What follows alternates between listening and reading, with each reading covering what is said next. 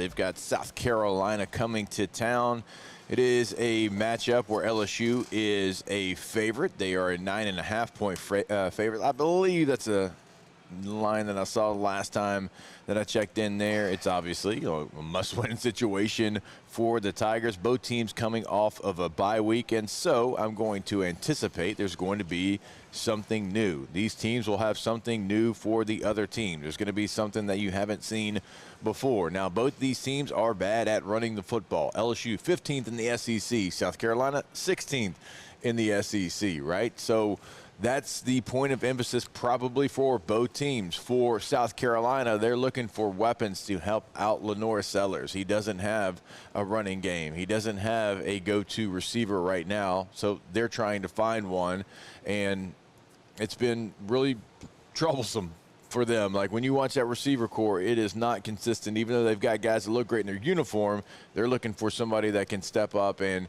be their go-to target. Like for LSU, trying to find ways to run the football. Like, you've got the receivers, you've got the weapons. That's not your issue, but it's like consistently running the football, committing to the run, making plays downfield in the passing game. So these offenses right now are kind of limping into this matchup, but they are both coming off of a bye week.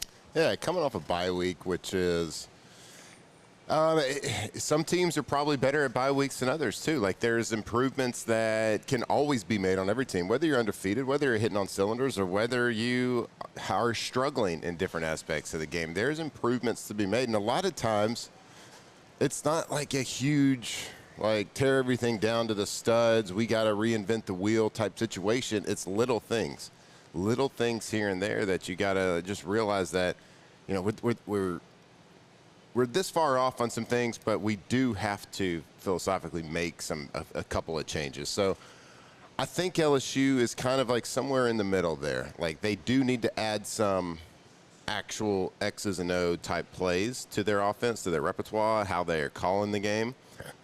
But I think there's a lot of little things that they can do to improve, and we've talked about that a lot. We've talked a lot about that in the run. Like, let's call a run play, and let's run a run play. Let's not give them the option to throw it. Let's not give them the option to do anything else.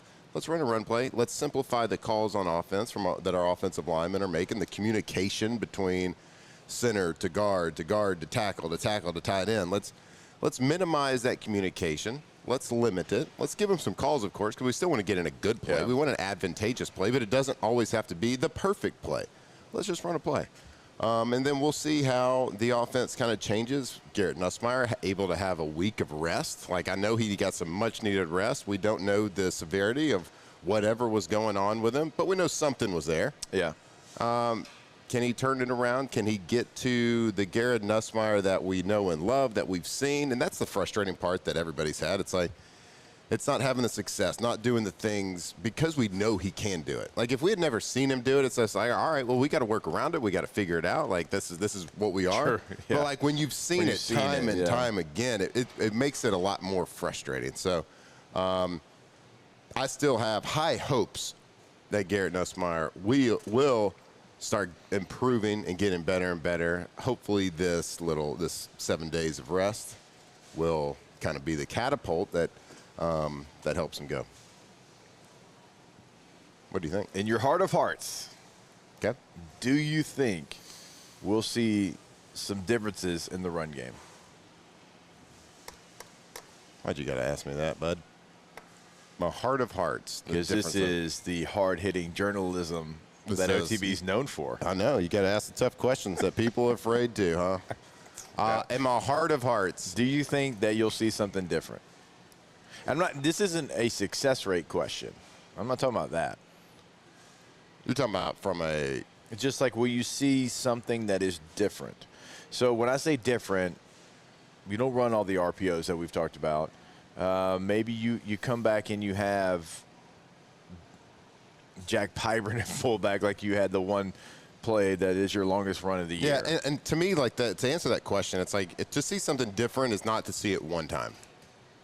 Or not to see it in the first 15. Yeah. Or, like, once in the one. Like, if they brought out a fullback one time in a game, to me that's not something different. It's just, like, thrown in but at that point it's a trick play, right? It's not. Man, that kind of hurt when you said it like that. Well, anything, you do something once a game, to throw somebody off. It's a trick play, whether it's a triple reverse pass or it's a throwing a fullback in there that you've never done before. Yeah. I don't know. In my heart of hearts, since you're putting a gun to my head here, I'm going to say there's no gun. I'm going to say no gun here at Rouse's. And I've said the metaphorical football gun. Okay. I'm going to say no from a philosophical standpoint. Well, do I think that we'll have more success? Our success will improve? Yes, I do. But I think it could be more of them looking at what we've done as it's. I don't know if they're going to look at it and say what we're doing is not working, or they're going to look at it and say we just got to fix a few things. We're really close. And if they just like clean up calls and make the linemen more aggressive, make the linemen ability to be aggressive, the ability to be aggressive and stop thinking so much right. and trying to be perfect, I think that will improve. Now, will it make us a juggernaut? No. But you don't need to be, I don't think. If Nussmeier can get to the level he's been, you don't need to be. No. Listen. You don't have to be Missouri, who is running for 292 yards per game in the SEC. It's not what we're talking about. You don't have, that's not you, and that's fine. You don't have to be that, all right? But you can't be 15th in the SEC. Can you be 9th? Can you be 9th in rushing in the SEC? I think we'll take 9th. You know what I mean? If you're 9th, we're talking about a different football team altogether.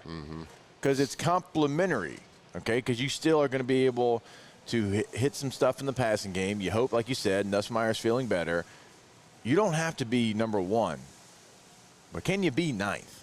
Because with the way your defense is playing, right, that's your complementary offense, where maybe you're 5th in passing and 9th in rushing. Yep. And overall, you're 6th or 7th in total offense, but you got a second-ranked, third-ranked defense.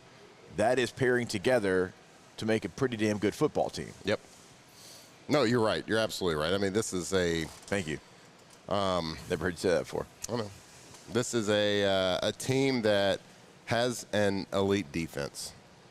And I think this is a very good – and we can talk about that matchup when we come back, but that defense versus their offense. But this is a team that you don't have to be the greatest offense in the country, although the pieces are there to – there's nothing stopping this offense from getting back to where it was a year ago in the passing game. I'm with you. Except themselves, right? Yeah. So – like to see it, but man, if they can just make steady improvements on the offense, that defense keeps playing like they have been playing, this team still has everything they want out in front of them.